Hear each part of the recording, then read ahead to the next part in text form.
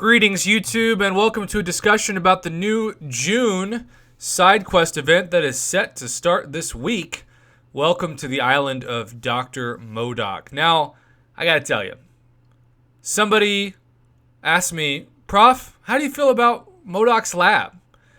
I still hate fighting MODOK in general. Maybe it's just me. But I have MCOC PTSD from thinking about MODOK's lab because sometimes those randomizers, you just get screwed over and over again with really, really tough nodes. And that was before having to fight off against somebody like Dr. Doom, right? You can now get Dr. Doom. You can now get an Annihilus in this thing. Ugh.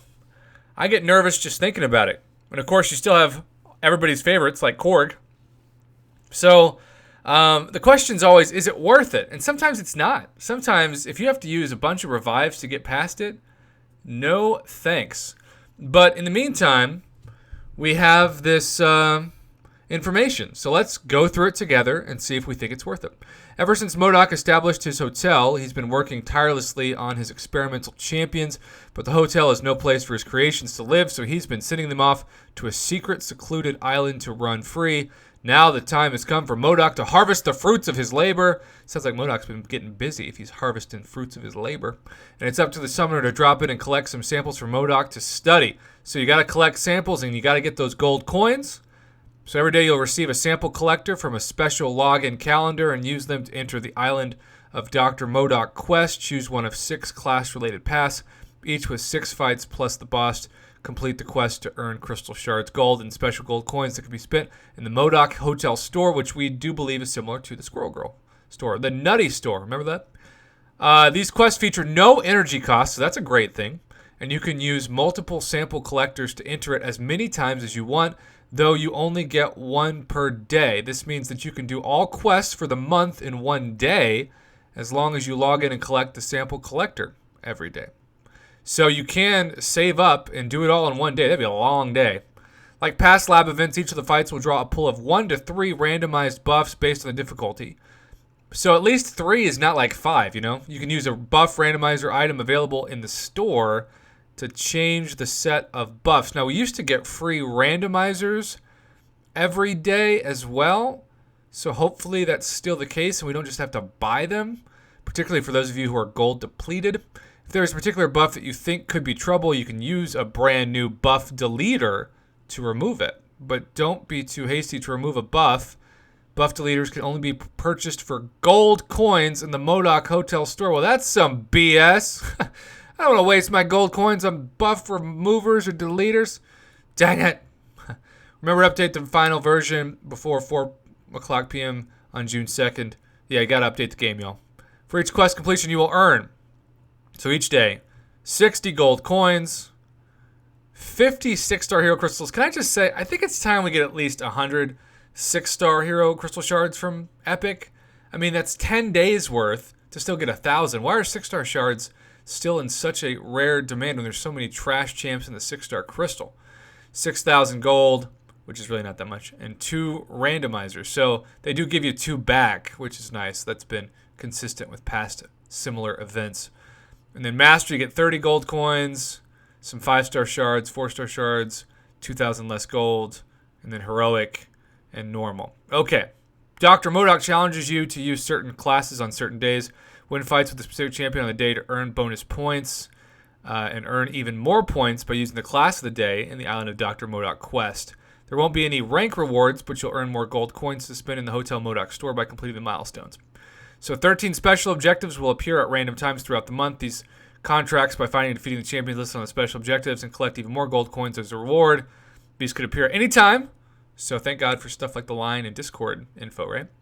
Okay, so really it's all about the Hotel MODOK store. It's going to determine whether or not this event's not only worth doing, but is got some hype to it. Okay, so we're going to skip all the way straight down to the uncollected and above. Okay, you can get some level 4 health potions, some level 4 team health potions, 5-star signature stone crystals, limit 20. They cost 16 apiece. I still want to know why the game has become so cheap with 6 stones, primarily 5 stars. I think at this point in the game, if Kabam really wants to encourage people to continue to have fun with the roster they have or save for the roster they want, why not have them be generics? Why make them signature stone crystals? That's what you'd expect maybe 2 years ago, but in 2020, it just leaves people a bit underwhelmed, to be honest. Tier 5 basic Kalos fragments, 1,500. 5 of those. Okay, that's not bad. And then Tier 2 alpha fragments, 18, limit 4. Well, you multiply it times 4, that's 2 Tier 2 alpha. And then a 5-star Awakening Gem Crystal, 1,000 gold coins, 1. Now, normally, that's really, really exciting. We are just coming off one of the better events we've ever seen, where somebody like Mama Bear got not 1, not 2, not 3, not 4, but 5-star class-based Awakening Gems from the Rift, and they got to choose their class, which kind of worked as a generic if you waited and were patient and got lucky and the class appeared, which for some of you I know it didn't, because you got to determine and target what class for the champion you wanted. This, of course, is not the case. It's 1 out of 6 class-based, and that's it. Now, the Cavalier portion you'd think should have some 6-star Signature Stone crystals to it, but if this is it, this is a monumentally disappointing part of this discussion. First off, if I'm doing the math right, which of course is always a big if you get 4 18,000 Tier 2 Alpha fragments, that's the same as 2 fully formed Tier 2 Alphas, which is what Cavalier members get. So yeah, you get 2 more, but it's the exact same reward that you would get for uncollected, so it's not like that's a huge bonus incentive. And then 2 of the Tier 5 basic fragments of 3,000 apiece, which would be 6,000 total. And you can get 6,000 more from being Cavalier, or uncollected gives you a total of still, was that 7,500? So where are the 6-star signature stones, right?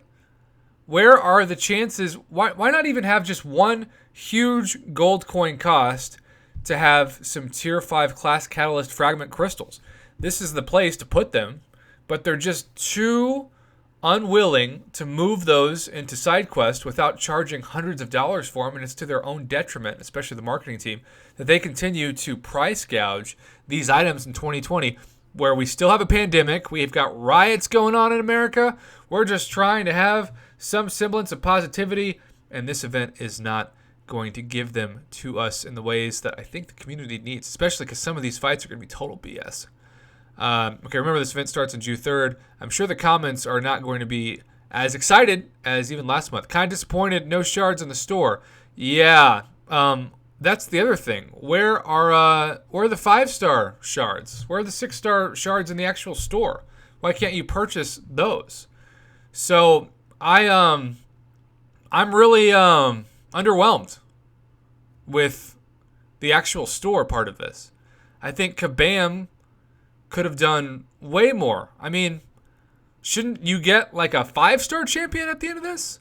And certainly you should be able to get almost a 6-star. I mean, again, it's a full month of work for like a 6-star Cyclops, but they're still treating crystal shards now at the premium, despite the fact that, of course, featured Grandmaster and featured Cavalier crystals have been around for a while now. And so it's just disappointing that we have this level of rewards or lack thereof. So I'm wishing I could be more positive, but it looks like last month's event, I mean, you consider you could have gotten a Rift, a featured 5-star crystal in any Rift of the Cavalier variety, 10,000 5-star shards, right? And then even 1,000 6-star shards went a long way compared to this. So May just completely outweighs the excitement of the side quest than June did. And I wish I could say something different. Maybe Kabam will hear enough people on the forums that respectfully disagree with the amount of work that goes into this versus the payoff, and maybe they'll buff the reward. Sometimes they have. But until then, we won't count on it. We'll just say that it's disappointing. It's a step backwards from what May was. I'm not saying every event has to have a chance for a 5-star Awakening Gem every couple days, but to have the 5-star Signature Stones be crystals and not generics, to have there be no 6-star Signature Stone crystals, and on top of that, we don't have any future purchases, at least from what's listed in the store right now, for 5-star shards and 6-star shards.